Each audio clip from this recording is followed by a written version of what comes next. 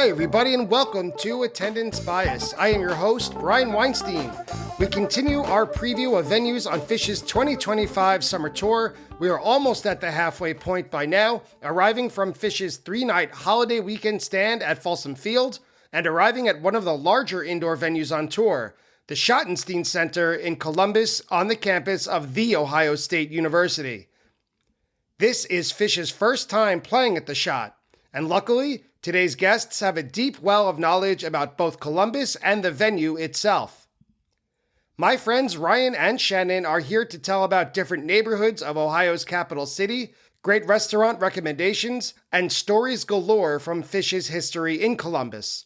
For the most part, the modern Phish touring machine has always stopped at the now-defunct Polaris Amphitheater when it was time for the tour to visit Columbus. However, a legendary storm, some fans remember it as a tornado, made its way over the city during a show in 2000, and Phish hasn't been back since. Now, in addition to huge venues and college campuses, that reinforces another trend of this upcoming tour: the band's return to cities and towns that have been long dormant on the Phish tour itinerary. Manchester, New Hampshire, Boulder, Colorado, Austin, Texas, and now Columbus, Ohio fans are thrilled to welcome Phish back to their respective cities. Certainly, you can hear the excitement in Shannon and Ryan's voices as they tell about their hometown. So let's dive into Pro Digs for College Kids with Ryan and Shannon as we get ready for July 9th at the Schottenstein Center in Columbus, Ohio. Ryan, Shannon, welcome to Attendance Bias. We are here today to talk about Phish's upcoming show on July 9th at the Schottenstein Center in Columbus, Ohio. Ryan, how are you doing? Great, man. Thank you for having us on, Brian. Very excited to see you. I'm very glad that you're both here. Shannon, how about yourself? I'm great. How are you doing? Doing very well. At the time of this recording, Phish is on their spring tour. To me, though, it's all just an appetizer for the summer. I've got my sights set on summer. It's a very East Coast fan thing to say. Yes. But all that said, I am really excited to talk about Columbus today, mostly for the reason that I know almost nothing about it. So I am a natural learner. I'm a curious learner. And when Phish is involved, I just got to know everything. So Ryan, we could start with you. What is your history in Columbus and generally your relationship to the city? I came to Columbus in 1994 to go to Ohio State University, and it's been my home ever since. I've been employed in commercial real estate valuation here in town, and I'm, of course, a diehard Buckeye. Right. It's the Ohio State University, The right? Ohio State University. Okay. I got to make sure because I don't want to sound like an idiot. Shannon, How about yourself? I transferred to Ohio State from the University of Kentucky in January of 1997, and I never left. And we met like at the end of our senior, like our fourth year senior year. Yeah. We met on campus at Ohio State during our fourth year. Yeah. Took us 5 years, of course, to graduate. You know that goes. Of course, everyone, 5-year seniors, sure. Yeah. So I've been to Ohio here and there. I've been to Cleveland a couple of times. My wife and I last summer, visited Cincinnati. I saw Phish in Cincinnati in 2003, but I have not been to Columbus. So I have to ask, if this were a wiki travel website, how would you describe Columbus overall to a visitor who had not yet been there? I don't think a lot of people know that it's pretty much about the 11th largest city in the United States. It's kind of a hidden gem. It's kind of a foodie city. Yeah. You can have a lot of good food in this city for a discount compared to Chicago, New York, etc. So and also the fashion here. The fashion is big. People stop here to do their brick and mortar. It's cheaper here. We have Victoria's Secrets. We have lots of fashion here. Actually, people don't maybe realize that at all. We got the chip. The people. What is it? Intel's coming to town with like a $26 billion project. Jeez. But to point on the fashion thing Shannon brought up, since you're from New York there. Basically every day there's a private jet that leaves from Columbus to New York for limited brands like the Les Wexner, Victoria's Secrets lines of businesses. So It's very active, very They're active. artsy too. I mean, and also we have a big gay population here, so it brings a lot of different artsy and the fashion. People don't realize that. Yeah, fashion and food definitely are a lot bigger here than people realize. I love food, but I'll say I've had the same 2 pairs of cargo shorts for the past 15 years. So as far as fashion goes, I got a shirt on that's about 15 years old. Yeah. But that's cool. Well, talking about food, what are some of the best restaurants? Let's say someone has more than a day before the show, because I think Columbus this summer tour and Pittsburgh are the only 2 shows that it's only a one-night stand. I think every other stop has at least 2 nights. So Columbus is only one night. If someone shows up, let's say the day before and they're staying the day after, any particular restaurants or even types of cuisine, types of food that people should look out for? Well, we got lots of good steakhouses here. Yeah, lots of traditional good steakhouses. Our number one restaurateur is a man by the name of Cameron Mitchell, and he's now has footprints all over the United States. So Fish Market is a big one that he. Yeah, he sold Fish Market. Oh, he did sell that. Yeah. Okay. So he has a variety of restaurants here in town, all kinds of different. From diners, from Cap City Diner, which is a cool little like upscale diner. Yeah, to Mediterranean, to steakhouses. He does a little bit of everything all across Columbus and across the United States. Because again, as Shannon mentioned, Columbus is kind of a test market because of our central location in the United States. So there's a lot of people that come in town here to try things out. Wendy's is headquartered here. Wendy's is headquartered here. For people that need a late night hamburger. Open until 2 a.m. Yeah, right. Right. Because that will be the tough thing with the show being a Wednesday night, getting out at 11. Again, we are a bigger town, but your options are going to be limited late night, getting out after the show. But tons of food choices. There's a new place downtown called Hank's. That's like a southern seafood place. That's supposed to be outstanding. If you go down to the Short North, which is a kind of cool part of downtown on High Street, you're going to have a variety of options down through there. Just south of campus, about a mile or 2 south of campus on High Street. Yeah. And what scale are we talking about with Columbus? How big of a city is it? Is it like a small downtown with urban sprawl surrounding it, or is it everything kind of centralized? I mean, it's spread out. We have a big MSA. So yeah, it is. However, it doesn't take its traffic here is not an issue. Yeah. Good. There's not an issue with I say that now, right? But no, traffic is I can get from west side to east side in 20 minutes without traffic, right? Yeah, sure. Yeah, it's a pretty easy city to navigate. So that in terms of post show, Ubering and this and that, getting to a neighborhood like Grandview or the Short North or something like that for food or an after show party, that's going to be really easy to do. Yeah. And are there a bunch of small venues for after shows? Yeah. Yes, there are. And the most famous one kind of that I think that more than likely will have a post show is a place called Woodlands Tavern. And that's in Grandview, and it probably isn't more than 2.5 miles from the Schottenstein Center. Like 7 minutes. Great jukebox. Normally has a show. I'm sure they'll have an after show. Yeah. Also Summit Music Hall. Summit Music Hall. Which is just down the street from Lane Avenue onto Summit. I mean, right on campus pretty much. That's another good little we have a place where they have an after show. I mean, what else? Rumba Cafe. Is another cool place. And then you got, Promo West is a little bit bigger. So there's things close by on campus, but campus isn't what it used to be. A lot of people can say that about all kinds of communities with all the, building and stuff that's taken place in this country over the last 20 years. So Ohio State's lost a little bit of its local feel and got a little more corporate. But, for the younger Phish fans that are in town, it's a quick little walk or a quick Uber just to right onto the main part of Ohio State's campus. Because the Schottenstein doesn't really sit in the main part of the campus, sits off by the interstate. So, but everything's going to be pretty accessible. Yeah. It's funny you say that because I went to college in Buffalo at SUNY, State University of New York at Buffalo. And when I went, the main campus, the North Campus was built in, I think, the mid 60s in like this sprawled, spread out way to avoid mass gatherings because they were worried about protests at the time and political violence. Yeah.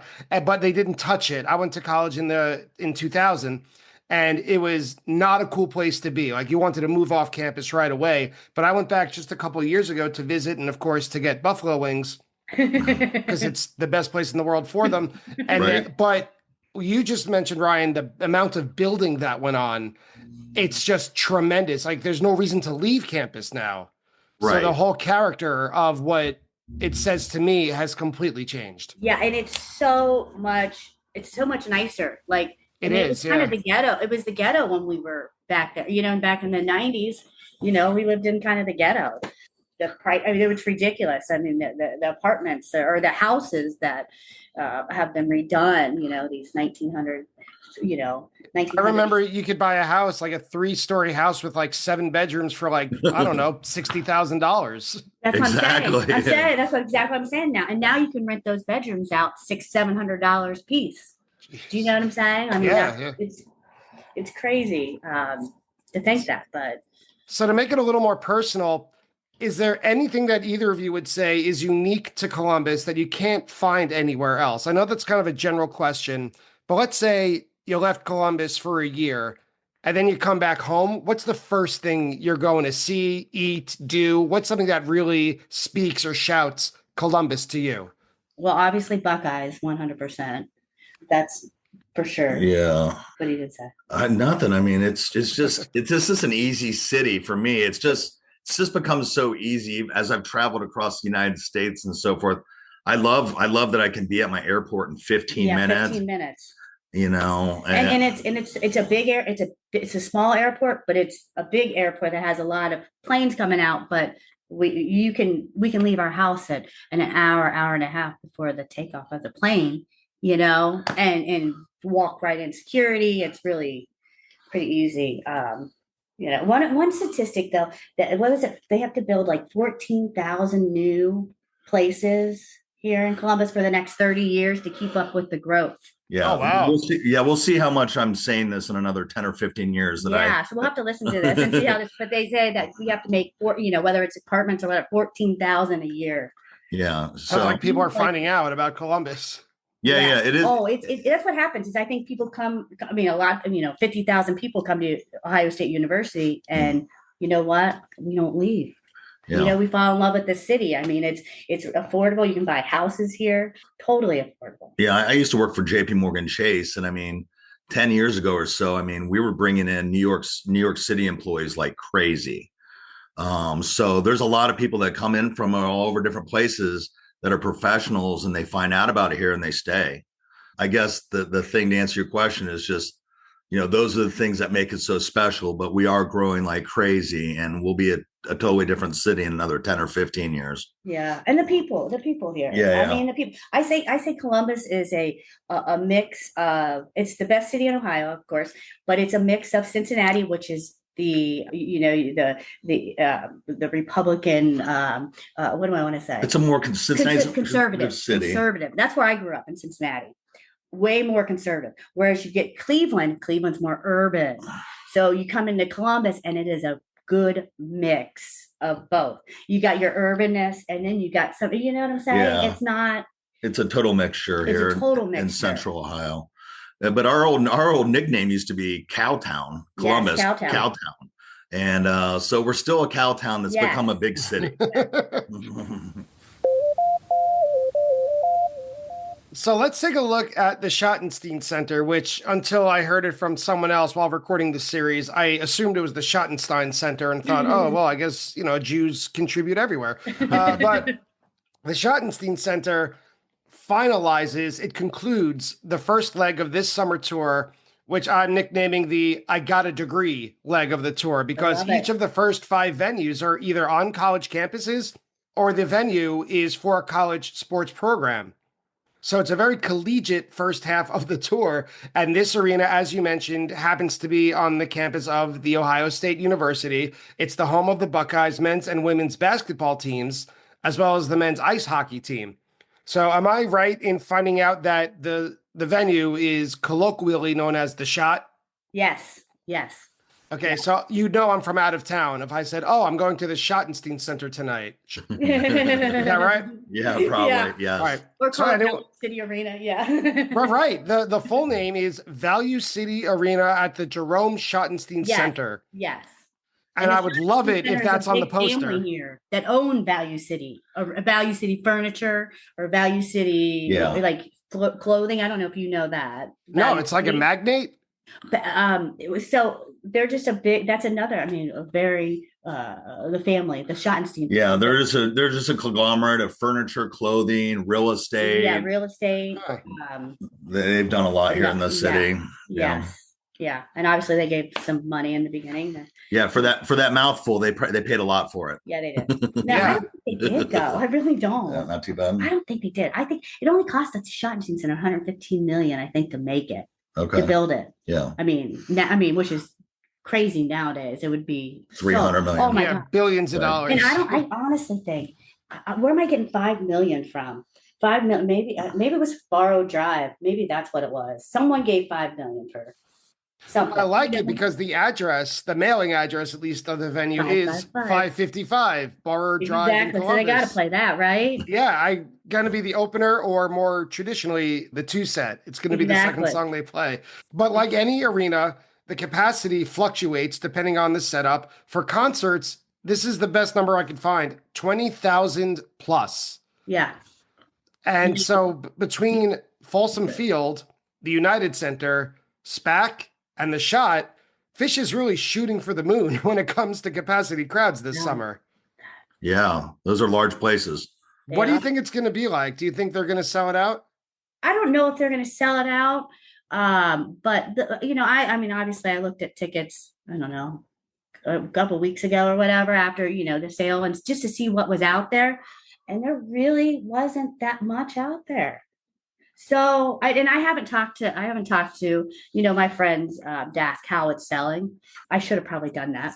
Do they put a curtain behind the stage for certain shows? Well, that's the thing. That's the thing when it says 20 plus. It depends on if the show's in the round of the arena at the end, whether or not they put a curtain. Yes, they will put a curtain up if they need to. They will have it open. But you know what? I think that they will not have a curtain, because for some reason I'm thinking they were selling section like 110, which is around the corner behind the stage almost.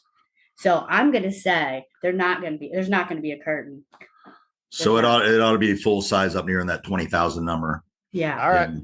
And interestingly, I didn't know this, and this speaks to what the two of you were talking about a little bit earlier.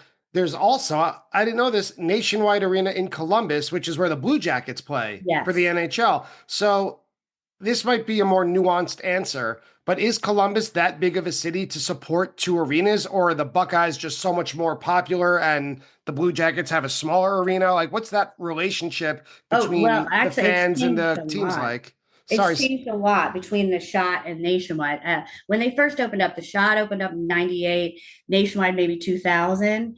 And Nationwide was ran by MSG.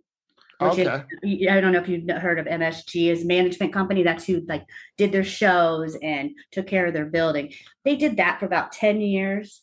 And so they were more of a Live Nation venue. They were the Live Nation venue, whereas the Schot was not. We kind of were more independent AEG, that side of promoting. I think did the city buy Nationwide or something like that? The city's a major partner of it, yeah. And so they went from being competitors, yes, to now they are underneath one operation. So now we have, and I wish I would have named what the name of it is, but it's like the Columbus Arena Management Company. So there's basically the Schot and Nationwide for booking and ticketing and everything is underneath one umbrella now. So it's kind of like, and that's been like that for probably 10 years. Yeah, I'd say so. Probably 10 years. So it's kind of like they're saving some money, and that way they're not like they work together, not stepping on each other's toes. Yes, and not fighting over shows. That's a smart way to do it. Yeah, and it really was. They actually, what is that called? I wish I would have wrote that down. What it's called? Yeah, but not a lot of people can say they have two 20,000 person arenas. Right. Not New York City doesn't. You know what I'll say too? Do you know what show is at Nationwide Arena on the same day? No. Wu-Tang Clan. Oh, Wu-Tang. Is Oh that my nationwide God. I that hope they have a day? At the bus going back same- and forth. At the same day. It's like, come on. But I guess that's how it worked out. I don't know. Well, this is the first time, according to my research, correct me if I'm wrong, please, but this is the first time that Phish is going to play in the Schot. In Columbus, they were more likely to play the Polaris Amphitheater, in the summer, which closed in We've been 2007. trying. I mean, I started working at the Schottenstein Center in 1999, and I worked till 2005 with the Schot. Our director at the time, Zen Riggs, he came from in Illinois, Champaign, Illinois. So he had Phish back in what was 97, 96? 98. 96, 97.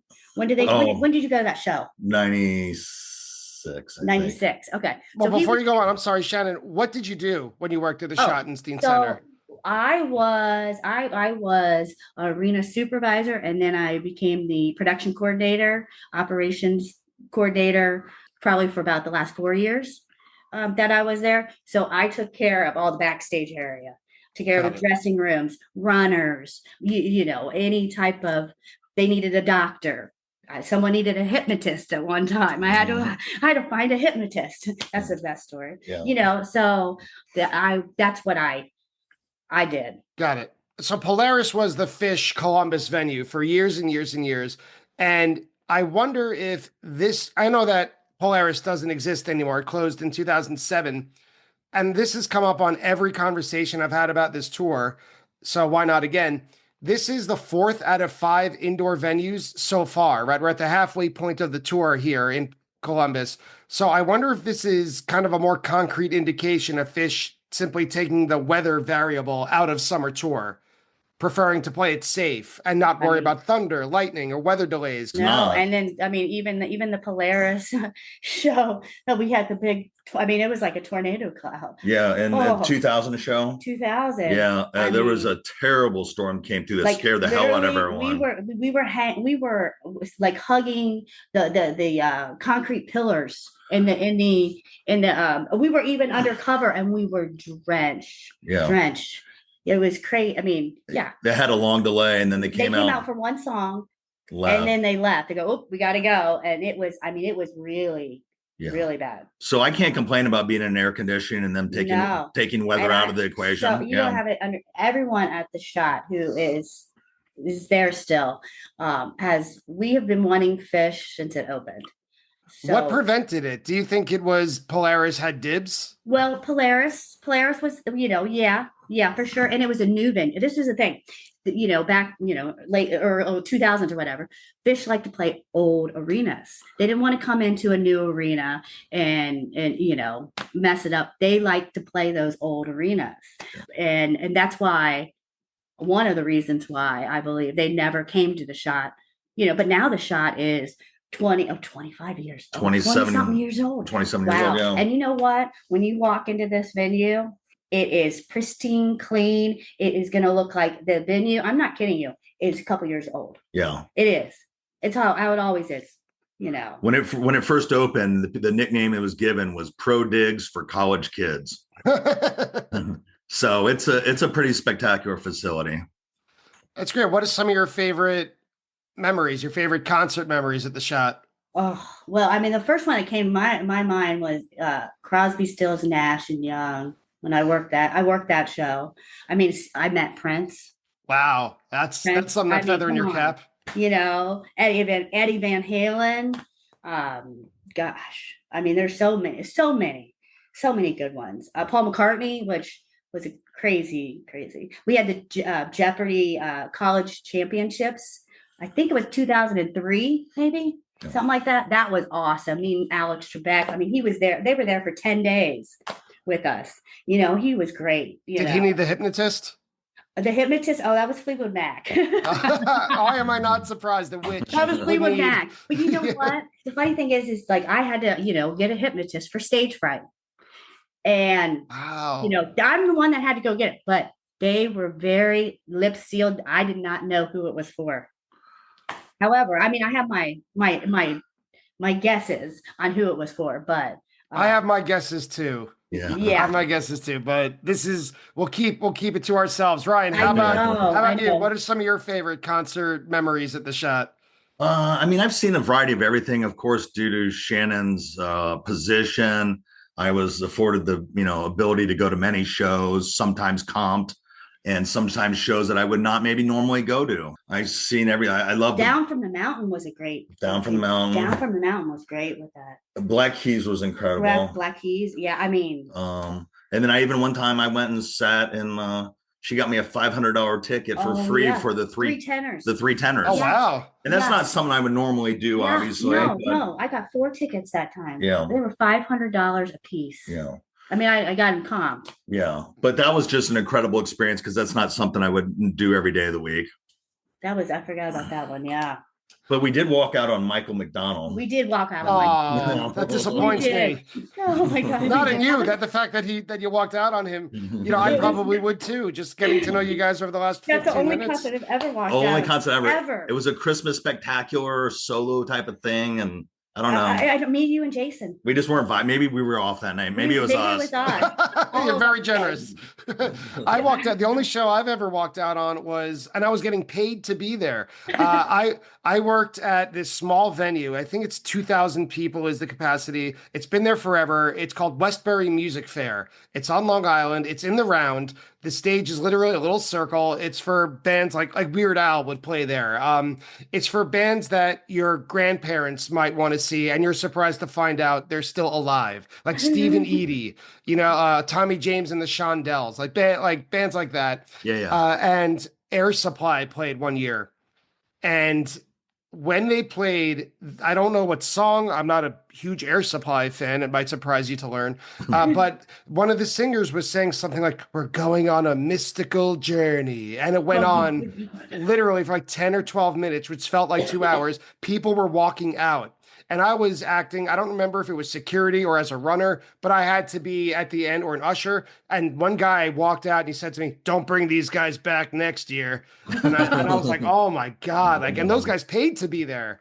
Oh my right. God. It's terrible. So Air Supply was the worst show I've ever seen. Huh? Yeah. Oh my God. So have you been a runner before? I have. I have a couple fun stories. I'll tell real quick. I once went out and got Willie Nelson a guitar stand, which was really fun. His roadie gave me $20 and he said, "Get the cheapest guitar stand you can find and bring me change and a receipt." Wow. And I did. I got the $10 one, not the $5 one. So sorry if he's still alive. I met Ringo, which was pretty cool. He needed a masseuse, not a hypnotist. Yeah, massage therapist. That's what I always had with massage therapist. That was another thing I always had. Yeah, or a doctor. Yeah, right. And I had dinner next to Weird Al. I had catering next to Weird Al, who was the nicest guy in the world and the quietest guy in the world. See, that's like my what's his name? Who did I say was this backwards person that came in my office and goes, "Can I use your phone?" Aw. Dennis, what's his name? Dennis Miller. Dennis Miller. Really? Dennis Miller was the shyest, and then he goes, "Can I use your phone?" I go, "Yeah, you can use my phone." He goes, "It's long distance." Aw, so I'm considerate. like, "Take your time. It's all good." So I left him in my office for 20, 30 minutes while he's on the phone. Oh, this sounds like it'd be a whole nother podcast. Trading stories. I know.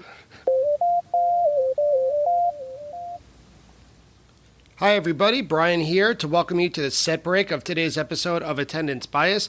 First, thank you for listening. And second, just a quick reminder to tell you that even though Attendance Bias comes to you for free, it does take a lot of work and it does take quite a bit of money to keep the lights on here at production. So I just wanted to ask a small favor if you could support the podcast in any number of the following ways. If you could leave a review or a rating of it on whichever podcast app you use. If you could spread the word, telling a friend or someone you think may be interested in it about it. Or probably the most concrete way is to go to www.buymeacoffee.com/attendancebias and donate however much you can financially to help with the continuing costs of Attendance Bias. So thank you again so much for listening, and I hope you enjoy the second half of today's episode. Let's talk a little bit about Phish's history in Columbus, in the city of Columbus, not necessarily counting the surrounding area. So, as we just mentioned, this will be Phish's first time playing at the Schot, but it is not their first time in Columbus. According to Phish.net, they've played the city, literally within the city limits, 9 times, the first time being March 27th, 1990, when they played a venue called Stashes, as in short for mustaches. Yes. That's right. Yes. Oh, yeah. Which is no longer. Okay, so according to the Columbus Library, that Stashes opened in the early 1970s as Stash and the Little Brothers was the original name of the venue, and it provided a venue for a wide range of live musical talent. I'm quoting the library here. So on May 3rd, 1997, the Fleshtones were the last band to play there before the club closed and moved to the Short North neighborhood, reopening under the name Little Brothers. Yep. Yes. Which was a great place. It's no longer either. Oh, that's too But we bad saw to hear. some really good, and we have to have some videotapes of some really good shows there. Particle From Little Brothers? Yeah. Yes, Particle and Yonder Mountain, and yes, I did videotaping in the early 2000s, whatever, and I have quite a few good videos from Little Brothers. Yeah, you do. Oh, that sounds awesome. And unfortunately, though, there's no record of this show, of the Phish show being played. There's no known set list. It just says, the date and where they played, but there's no set list. It says on Phish.net, no known set list. But the band would move up to the Newport Music Hall in 1992 and 1993.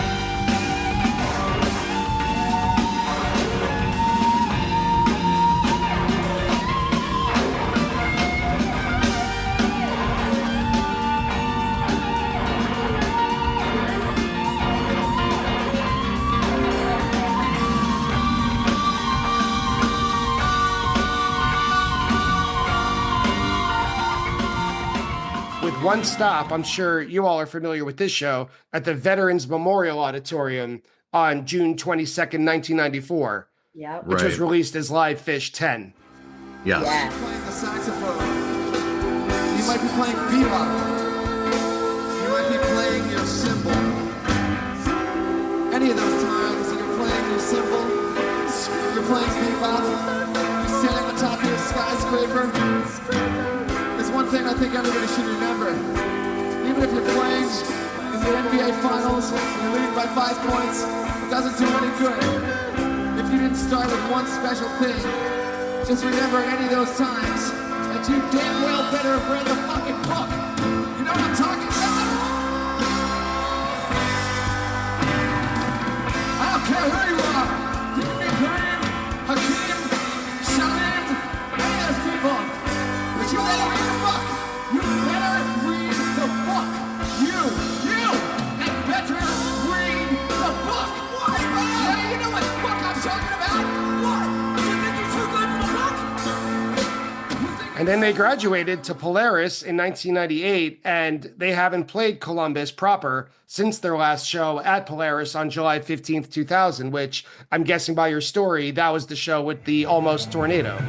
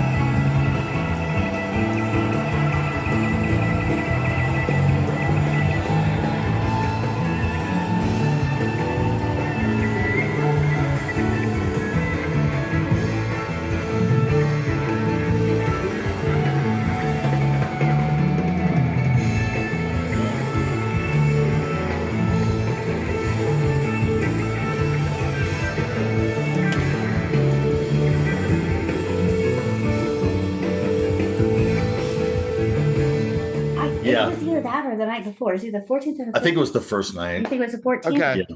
Oh yeah. I mean, you should see this picture. I mean, cloud picture. Yeah. I mean, it's very famous. Yeah. It's a widely circulated photo from people that went to that show. Yeah. But that's what we graduated up to, Polaris, and then people in the neighborhood up there, as it just kept building, the neighborhood just kept complaining about the sound and the shows. Yeah. Yeah. Hey, being from Forest Hills, I could relate. Yeah. Even the security. Remember? I mean, what happened? Was it the other one show up at Polaris with me? Yeah. I mean, it just got out of control. They started setting up sheriff stations on site, like undercover. Yeah. Oh, that's no good. Coming out and busting you smoking weed. Yeah. Let's just say, it was not. That's kind of like what happened at Alpine Valley, right? Yeah. Right. Yeah. So let me ask, if Phish hadn't played Columbus since those shows in 2000, what would be the most, I guess, the closest or most accessible venue for you guys in Columbus? Well, we always hit the Deer Creek shows in Indianapolis. Okay. I mean, 100%. Those are always also Blossom. Yeah. We go to Blossom. I mean, they haven't been to Cincinnati since 2009 maybe or something. Oh no, 2012 maybe. Yeah. Yeah. Haven't been to Cincinnati in a while. We go to Cincinnati, Pittsburgh. Yeah. We go to Pittsburgh, But I've seen every Deer Creek show minus like 1995. So I've seen we go Deer Creek. I haven't seen them since 98 there. Deer Creek's like the king of the Midwest. Yeah.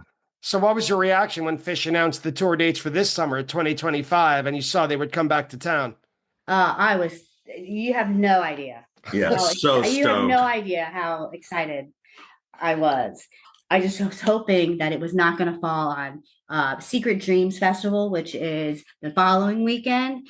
It's our good friends festival, and I actually got there, and I'm like a head runner out there. I go run for him for 2 weeks, pretty much, and that is the following weekend. So, but I was so excited. Like I was afraid it was going to fall on the following week, and I wouldn't have been able to go. It's fun. You get to take a few more people that maybe are your friends or maybe aren't as hardcore as us, and you get invited an extra person or two, and it's personable in your town. So it's super exciting. Yeah. Sure. Ryan, what was your reaction when you saw the dates drop? Oh yeah, just totally stoked, because the rumor was maybe it was going to be nationwide downtown. Yeah. And just to have them back on Ohio State University is just exciting. I mean, I would have been happy either way, but I'm way more happy that they are coming to the Schot. Just being working there and knowing that we've been trying to get them there since day one. The head director now, Colin Thompson, who used to be my boss back in the day, he's a Phish head. Yeah, all of Mike Gatto's down at Nationwide now. I mean, he worked out of Vegas. He was out of Vegas when they did 96 or whatever, at Thomas and Mack. Yeah, right. He came from Thomas and Mack. They had been working on this for 27 years. Oh, it's got to be very satisfying. Oh, yeah. Yes. So I want to ask, to kind of wrap this up, for fans coming to this show who have never been to Columbus before, or at least not for a concert, what's infrastructure like? There are a lot of hotels around. I imagine there would be, because if it's a college campus, parents come and visit, family comes and visits, restaurants, transportation, how we getting there, how we leaving. What is it like to go to a show at the Schot? Well, we live literally like a mile away from the Schot. We live in Upper Arlington. Yeah. And there's the hotel situation around there. There's like a Red Roof Inn that's down the street on Olentangy to the north. And then if you go to the south, more towards Granville and Olentangy, there's a couple other like cheaper hotels like that. Yeah. Actually, they built some newer hotels. But you could walk to the Red Roof. The Blackwell Inn is on campus. It's a nice hotel. You can walk to that one. Those are probably your only hotels that you could probably walk to, but and then there's hotels right here too in Upper Arlington, right up the street on Lane Avenue. I highly recommend the 2 hotels right on Lane Avenue, just down the road from the arena. Yep. And just then west of the arena. Yeah, just west. And then the other street she mentioned was Olentangy River Road. You're going to have hotels along there.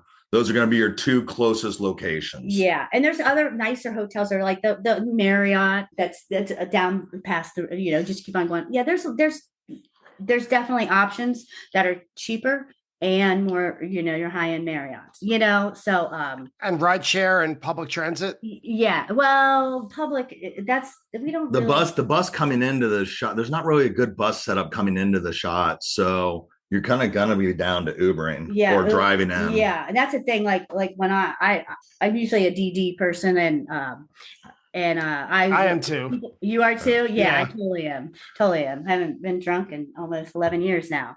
Like I'll go, like people like, can you drop me off at the Schot? So I'll drop them off at the Schot and pick them up. Like I just know how to get in. It's pretty easy dropping off and picking up if you know how to get in, I think. Yeah.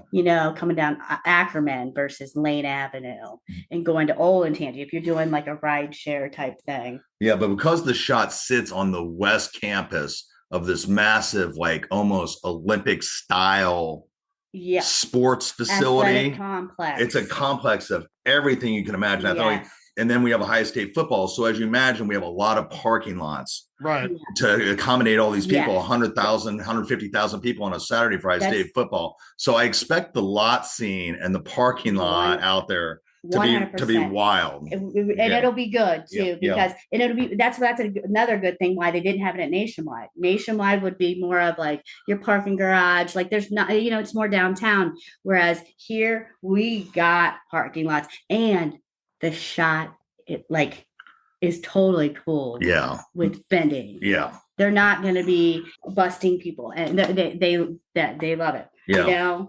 Yeah, they should embrace it. They will. Good. Yes. So vend away. Yeah. And there is definitely lots of parking around there. Tons. Yeah. You can park out. I mean, I know people maybe not like to just have a DD, right? Yeah. Or have a DD. The Ubers will be in and out too. Yeah. Yeah. All right. Well, Ryan, Shannon, thank you so much for coming on and informing any attendance bias listeners about not just the Schottenstein Center, but Columbus as a whole. I feel like I was getting ready to set up tent in your place when you were telling me about how you've been there for so long, how it's so nice there, and just the vibe of the city. And Shannon, how you mentioned just the people is one of the most attractive things about it. I hope that it's just as welcoming for Phish fans totally coming in. Midwest, Midwest. Yeah. Midwest people. So our goodbyes take 5 minutes. Well, both of you, thank you so much for taking the time, for being prepared, and for giving good advice. Much appreciated. Thank you so much for having us on, Brian. And that's it for today's episode and conversation with Ryan and Shannon about the Schottenstein Center on July 9th in Columbus, Ohio. I'd like to thank both Shannon and Ryan for joining me today. Phish.in for all of the recording used in today's episode, Phish.net for all of the information we needed to pull up, and always the Mockingbird Foundation for everything they do to further children's music education in schools. Up next is an old favorite, the North Charleston Coliseum. But if you enjoy Attendance Bias, please support the show by visiting www.buymeacoffee.com/attendancebias and donating anything you can. You can also follow Attendance Bias on social media, mostly Instagram, Twitter, and Blue Sky. Thank you so much for listening, and I'll see you next time on Attendance Bias.